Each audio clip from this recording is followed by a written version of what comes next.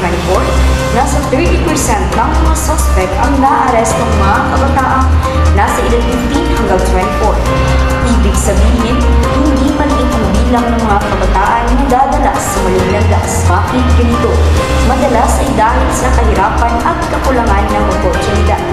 Kapag walang sapat na suporta mula sa pamilya at wala rin oportunidad sa trabaho o pag-aaral, mahirap kung hindi mahulog sa problema.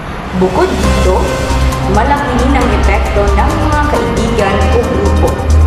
Ayon sa isang pag-aaral ng University of the Philippines noong 2023, halos nasa 40% na ng mga kabataan ay sangkot sa krimen na na-impluwensyahan ng peer pressure.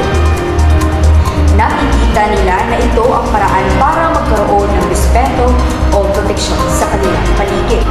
Hindi ito issue na malulutas ng simpleng pangaral lamang. Kailangan tingnan ang totoong dahilan ng problema sa ekonomiya, edukasyon, at suporta sa komunidad. May mga mag-aaral na nagpapakita ng kapag nagbigay ng tamang skills, training at counseling para sa mga kabataan, bumababa ang posibilidad na sila'y gumawa ng krimen. Pero hindi ito ang instant solution. Mahirap, matagal at kailangan ng panahon.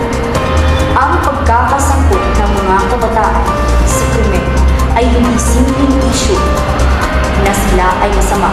Ito ay tanda ng mas malalim na nangyari sa ating lipunan.